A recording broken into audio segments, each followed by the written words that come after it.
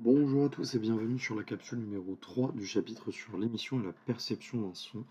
Dans cette dernière capsule de ce chapitre, nous allons nous intéresser au son et à l'oreille. Euh, Déjà, on va pouvoir s'intéresser au domaine des sons qui sont audibles par un être humain.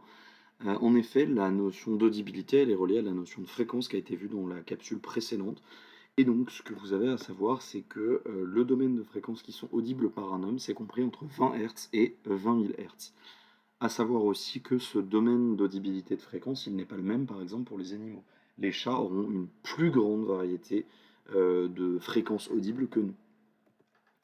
Vous pouvez aussi retenir qu'en dessous de 20 Hz, on se situe dans le domaine des infrasons et au-dessus de 20 000 Hz, on se situe dans les ultrasons.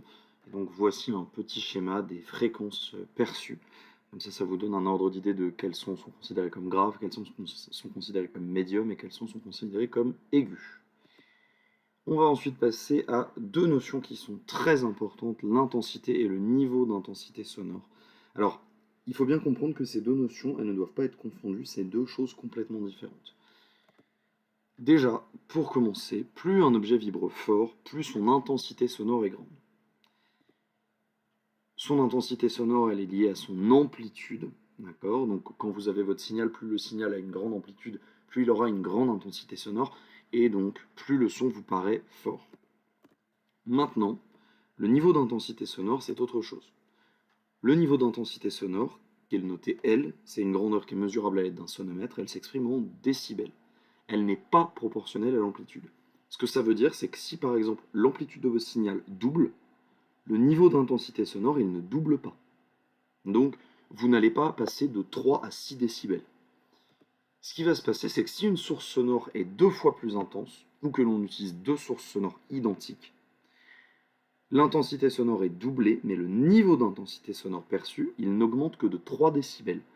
Donc, mettons que vous ayez un appareil qui a un niveau d'intensité sonore de 65 décibels. Si jamais vous rajoutez un deuxième appareil qui a aussi un niveau d'intensité sonore de 65 décibels, vous percevrez, vous, non pas 130 décibels, ce qui serait le double, mais vous percevrez un niveau d'intensité sonore égal à 68 décibels. Nous allons donc finir cette capsule avec la notion de perception des sons par l'oreille.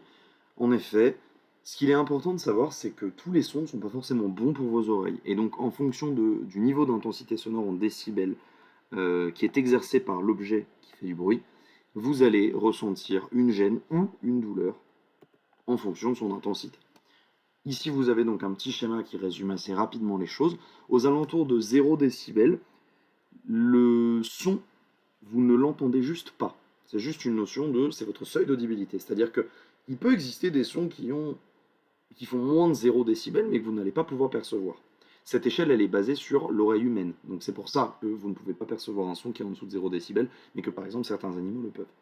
Vous voyez ensuite qu'on a un premier seuil qui se trouve au niveau de 80 décibels, qui est le seuil de risque. C'est-à-dire qu'à ce moment-là, suite à une exposition prolongée d'un son à 80 décibels, vous risquez de détériorer votre oreille. Au-delà de 90 décibels, on passe au seuil de danger. Donc c'est un seuil qui, à ce moment-là, peut engendrer des lésions graves au niveau de vos oreilles et vous pouvez perdre de l'audition. Et au-dessus de 120 décibels, on a le dernier seuil, c'est le seuil de douleur. C'est le moment où vous ressentez une vive gêne et une douleur au moment de l'émission du son. À ce moment-là, il est vivement conseillé de s'écarter de la source sonore. Cette capsule est maintenant terminée. J'espère qu'elle vous aura permis de comprendre toutes les notions importantes du cours sur l'émission et la perception d'un son. Je vous invite donc à compléter votre cours en entier et à aller vous entraîner sur les exercices d'entraînement.